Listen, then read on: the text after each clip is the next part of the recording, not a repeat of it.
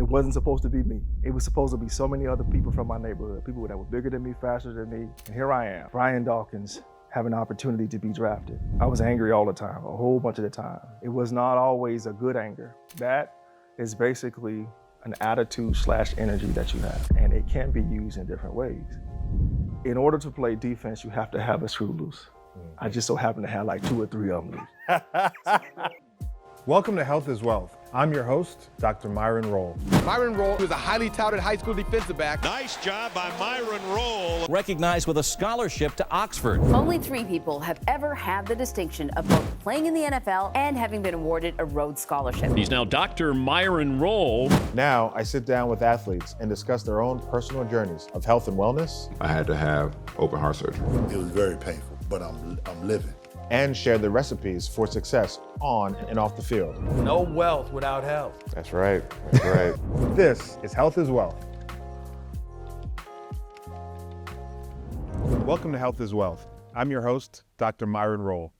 Today, we are joined by a man who redefined the safety position in the NFL, Pro Football Hall of Famer, Brian Dawkins. Picked off, Dawkins with daylight. Brian Dawkins shut the gap and got to it. From his early days in Jacksonville to his legendary career and Hall of Fame inductee, Brian Dawkins became a force known as Weapon X. But his true impact extends beyond the gridiron. Brian has been a tireless advocate for mental health, using his platform to champion transparency, resiliency, and holistic wellness. Before he joins us today, here's a little more on NFL Hall of Famer, Brian Dawkins. First name is Brian, last name is Dawkins, born and raised in Jacksonville, Florida, Duval.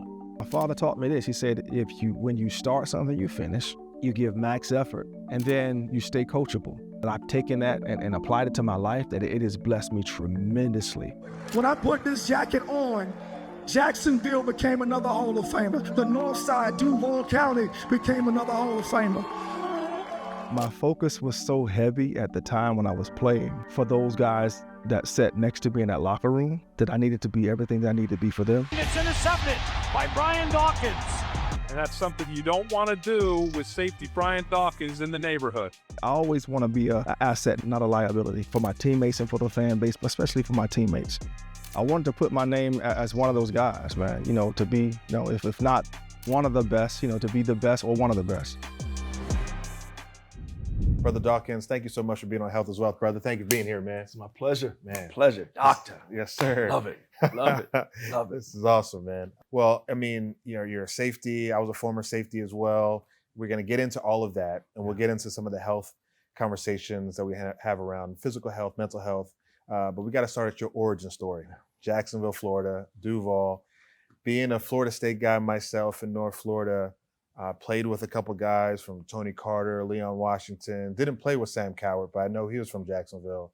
So a lot of great talent that has come from Jacksonville. Tell me about that town, that city, growing up there, and how sports sort of was intermingled in your childhood. Born and raised in Jacksonville, Duval County, the North Side. The way that I perceive things to be, and when you perceive things to be a specific way, that's your reality. So the way that I perceive things for me is that not a lot was expected for somebody that had my skin tone from the North Side of Jacksonville. Not a lot was expected of them, right? So that's a kind of a strike against you.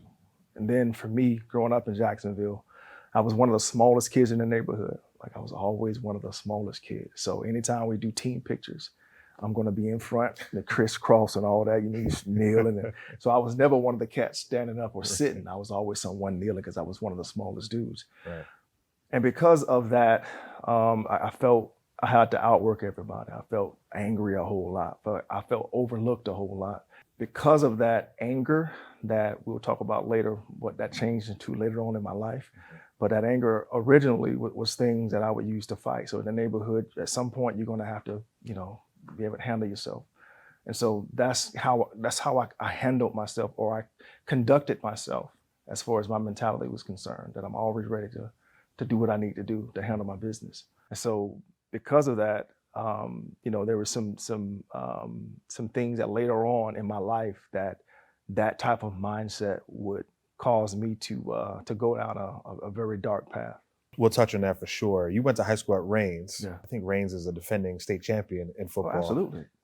It's a big deal. Yeah, say that with a smile on your Come on face. now, I got you. You know, my cousin Samari is from South Florida. He always talks about Miami Northwestern and St. Thomas Aquinas and American Heritage, but Rains dominated and did well. So brought the championship to North Florida. I appreciate that. But tell me how football became that thing for you. And did it start at Rains or was it before that? No, well before that. One of the reasons that we moved into the neighborhood, we would live right around the corner from a park, and that was Yancey Park. So that's what I did, a whole bunch of the dumb stuff that I did, I was one of the kids that was like a daredevil.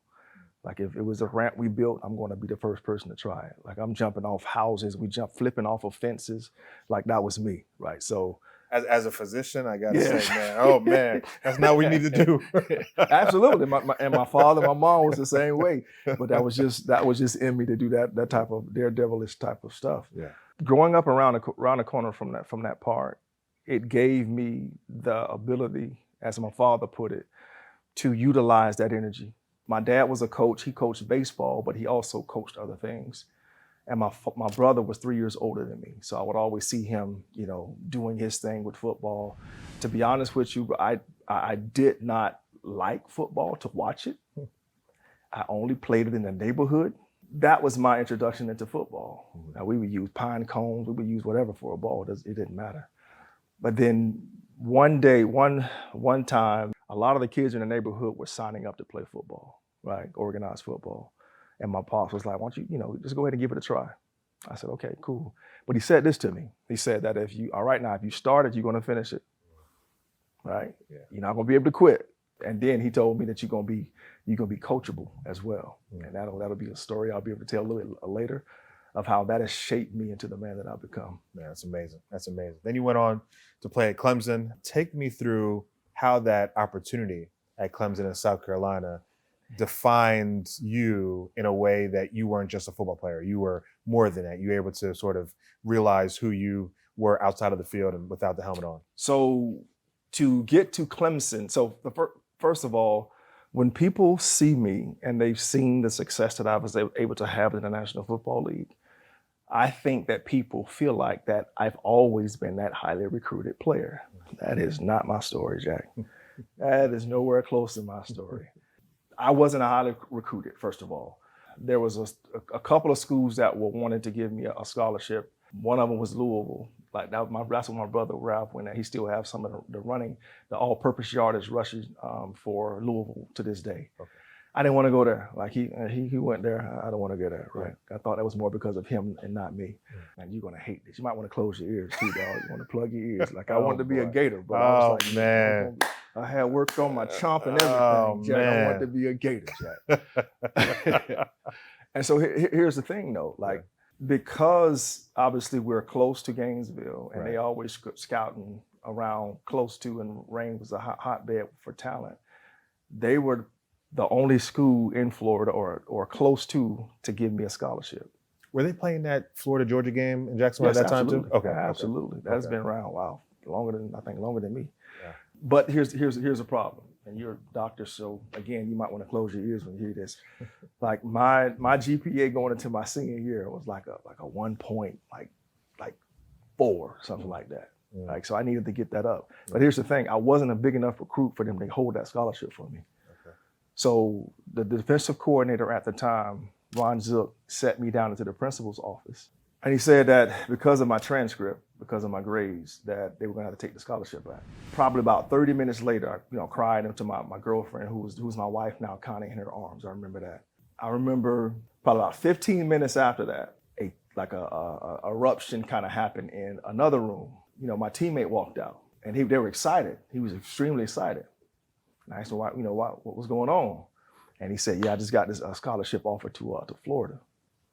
So basically, they took my scholarship and gave it to him. Wow. Like, I wasn't mad at him. I was mad at me because I didn't handle my business. In that moment, I had to make a decision of, first of all, I had to ask for help. And that's one of the first times I've ever asked for help. So I asked my coach, Coach Black, to help me. So what Coach Black did is he taught me that I learned differently because he tutored me. And through his tutoring, I made straight A's all 9 weeks. It showed me that I can do it. Yeah, So when I then got that opportunity to Clemson, I knew I can do it. And when I think back on it now, had I gone to Florida with the mindset that I had before that, and I didn't know how I learned at that time, would I have survived at Florida? I don't know that. That's a good point. Right? Yeah. So how I got to Clemson is this. Patrick Sapp was a huge recruit in Jacksonville. He would have been like a 5-star. Okay. Easy 5-star. From Raines as well? From Raines High School. Basically what happened was he told Clemson, if I come to Clemson, Dawk got to come with me. Nice. I did not know this until I retired, until I was in the process of writing my book and about writing my Hall of Fame speech. Right. I was just talking to him about, our upbringing and coming up and all of those things. And he was like, I remember going to Stock and telling him, if I come to Clemson, you got to come. I said, oh, wait a minute, what you just said? He said, you didn't know that? I said, no, I didn't know that. Oh, man. But it makes sense now. Yeah. So looking back, I was the last scholarship given to Clemson.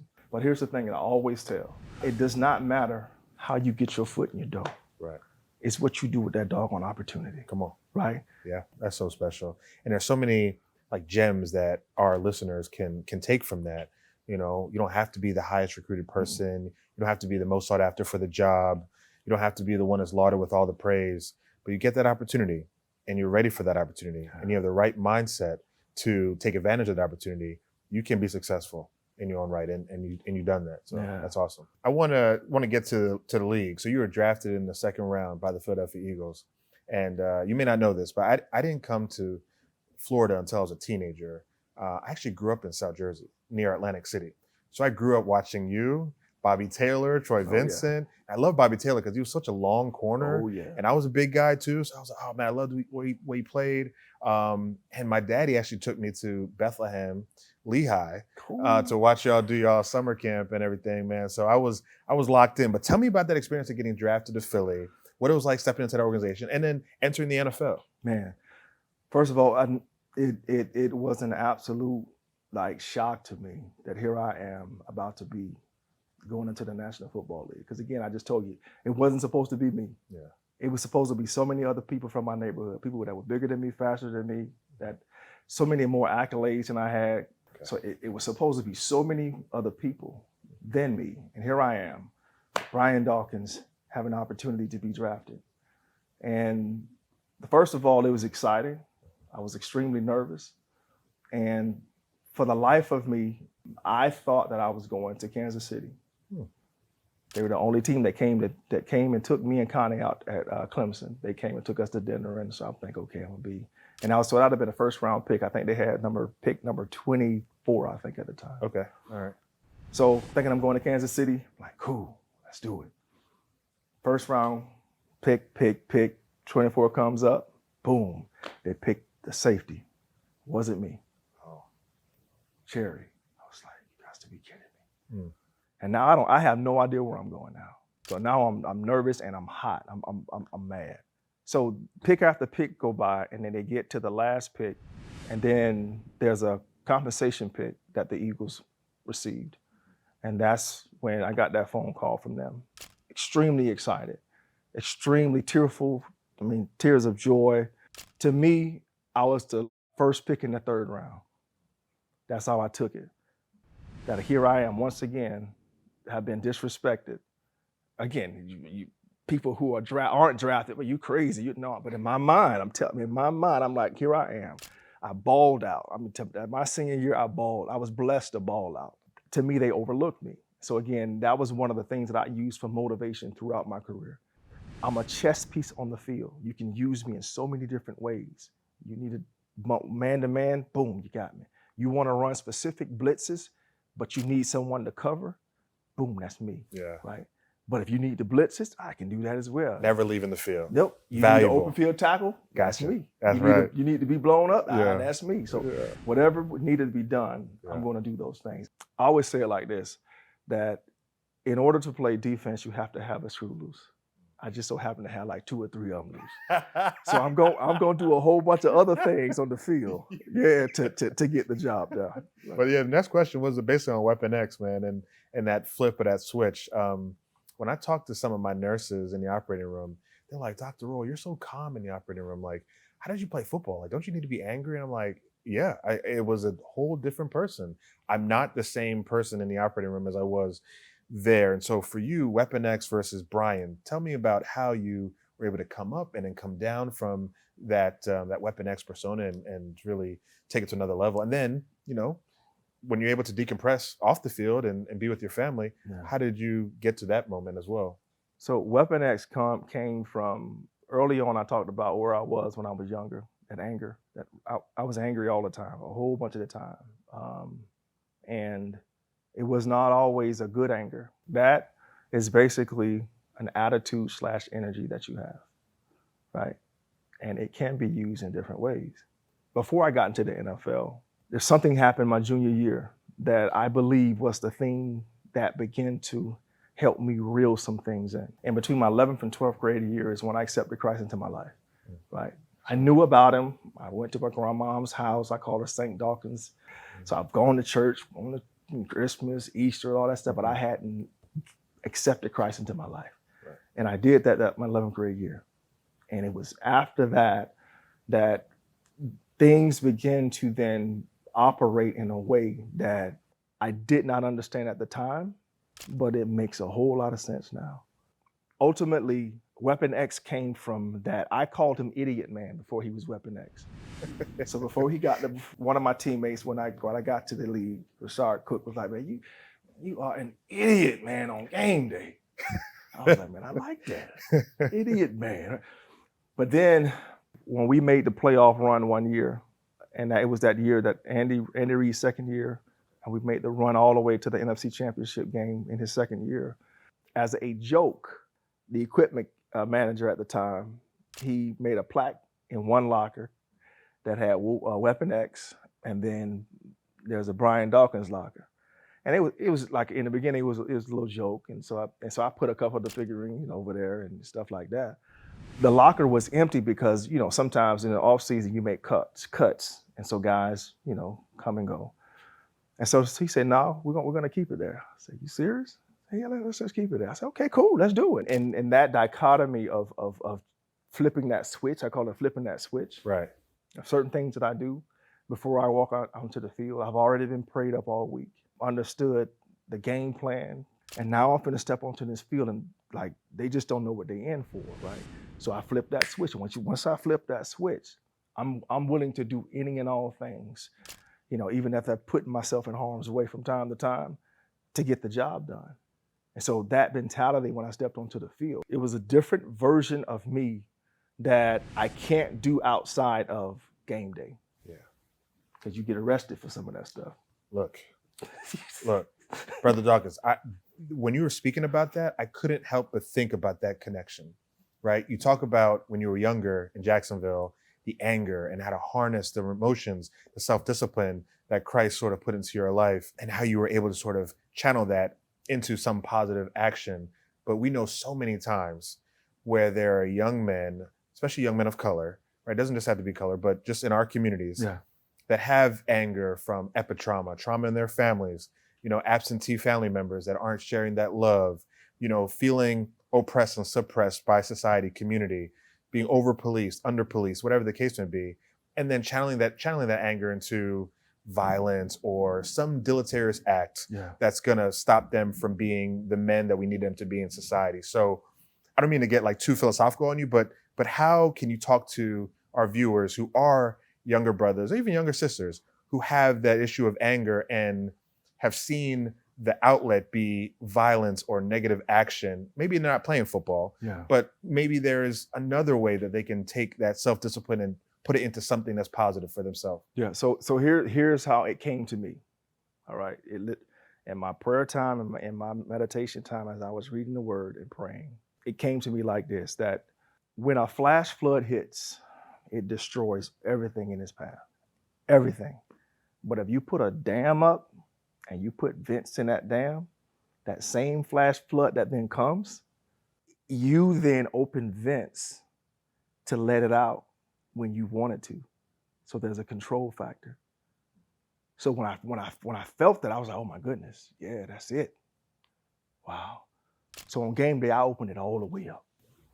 I would open the vents all the way up, and all the frustrations and all of the things, I would open it up. So it's that same mindset to the things that you're passionate about, the things that you're doing in your life. So for instance, I no longer can go onto the field to open those gates up. From time to time, at least 4 times a week, I go into the weight room still, get my workout in. You look good, brother. You look good. Appreciate it, Yes, appreciate it. But it's also when I'm blessed to then go and give speeches, inspirational speeches. I don't say motivational speeches, because motivation has to do, to me, it's more about pushing someone. You're trying to push that individual, push that. Inspiration, if you think about the word inspire has to do with breathing life into. I'm prayerfully trying to breathe life into something that you already have that you just don't know what you have yet. And so when I speak that word, you catch hold to it, it lights that lamp, or it ignites the light that's already in you. Then you begin to do things in a different way, because now you're releasing that energy that could have been destructive. You're now using it, harnessing it, and now I'm constructively using this. In your case, when you go into that surgical procedure, right? No, you can't be frantic, but you can be hyper focused with that same energy. It's the same energy that was used to do some damage. It's the same exact energy and focus that you can use, the discipline to then focus in, because now I've done your studying, you've done your intern work, you've done everything you're supposed to do. So now you can get into that room and you can focus. Yeah, no, it's awesome. That's absolutely strong on mental health. I think a lot of people can take a lot from what you said just now, and I really appreciate that. And I do want to move into health a little bit. Yeah. Mental health is a part of health for sure.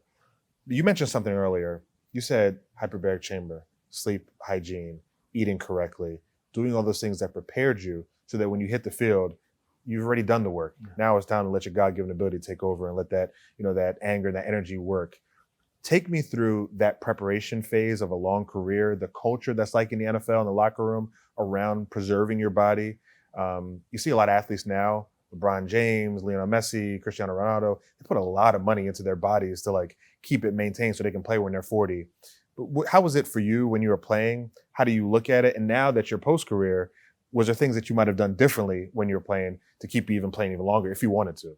So it wasn't done to the level that it's being done now. It's put it this way: if you're not doing those things, we're having the leg massages after practice, you're just dumb. Either, you know what I'm saying? If you have it right, and you can do it, and I'm not talking about the people who can't afford it. But if you can afford it, yeah, and you don't have these type of apparatuses to help you recover, mm-hmm, you're literally that's just dumb, right? But I spent a whole lot of money on this corporation, my body, when I was playing, a whole lot. This thing that I was told by Irvin Fryer, my rookie year, woke something up in me. He said this, he said, Rook, if you take care of your body now, it'll take care of you later. Come on.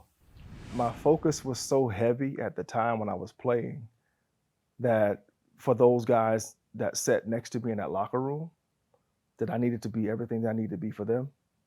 This is a part of that journey for me. That I don't want to let them dudes down.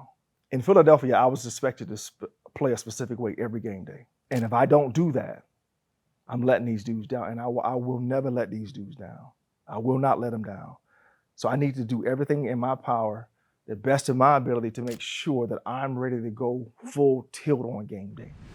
I would often ask, Lord, put your super on my natural.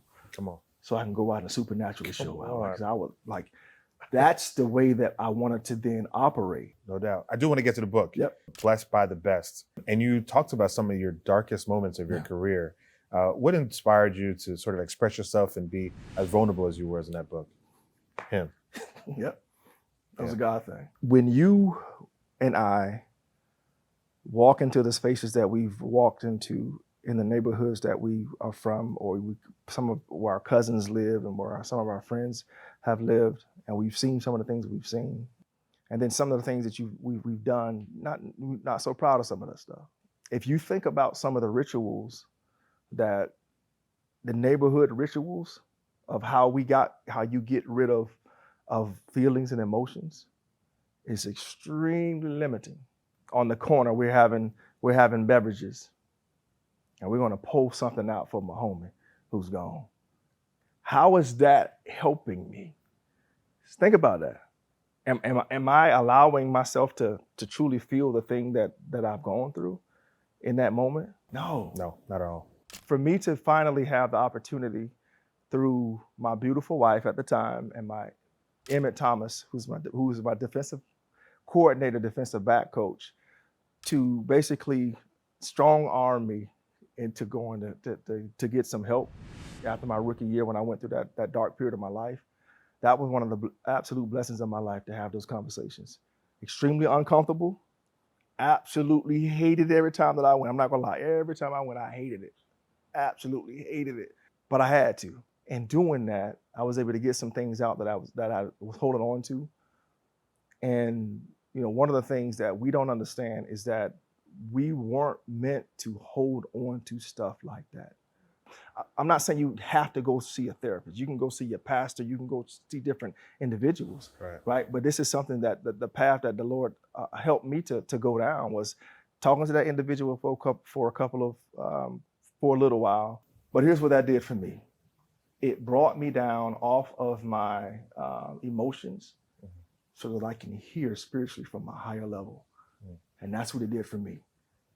It's super to your natural. Can I take that? Can I use that? Absolutely, absolutely. Right. You got it. You giving free game out, brother. I'm like, hey, I gotta hashtag that some way, somehow. Our show, Health is Wealth, it's about expanding the definition of wealth as well. Yeah. And I kind of wanted to see you talk on this a little bit. How do you talk to young men today about balancing financial success with the wealth of mental clarity, emotional health, and spiritual grounding? So understanding, again, I speak from my experience. One of the things that I had to learn early on in my career is like understand the importance of saving up for the future. Right? Did not do a good job of that my first year. I did not. We did not. And that's my fault. I did not. We were splurging on stuff. So this, the checks come in those 16 weeks. Yeah. Mm-hmm. You have to space out. Sure do. For the rest of the year. Sure do. So we didn't have a financial advisor. So, you got family calling up and oh yeah, we can give you that. Yeah, I can give you that. Yeah. I didn't know how to say no yet.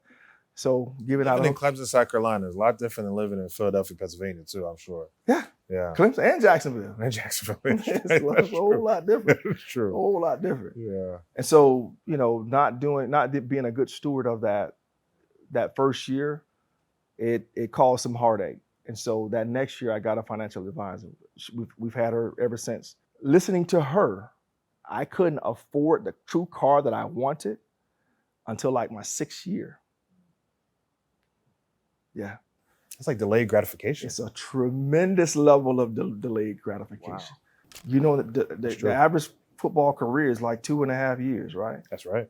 2.5 years. Yep. And what you make in that 2.5 years, it could help you into your next phase of life. If you haven't played the game, because I was blessed to play for 16 years, right? Playing the game for 16 years, being played what I was blessed to be able to play, it still sets me up for the next part of my life.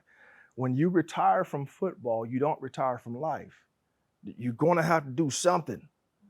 You see what I'm saying? That's right. And so what I'm telling this person is, when you get those lump sums, don't just splurge all of it on anything that is not going to help you in the long run. You're going to make wiser decisions when you look past where you are. We'll wrap it up with this.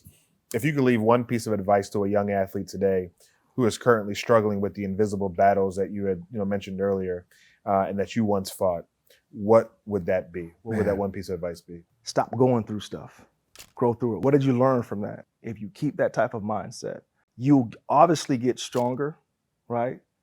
From the things you're learning from the situations. But here's the other thing that you'll do. It will begin to help you stay away from those things that will cause you that same type of pain, or the people that will cause you that same type of pain. The things that I've been able to then have in my life is a blessing to my family. But you don't know how many men hit me on my DMs about some of the things that they've gone through especially after my Hall of Fame, when I talked about the things that I've grown through in my life. So I've been able to bless them. So, if you go to BrianDawkins.com, there's something that I call the Blueprint Challenge. And if you look, there is a thing that I do in the morning before I enter a place, throughout the day, and then at night. I still do it to this day. Still to this day. Still to this day.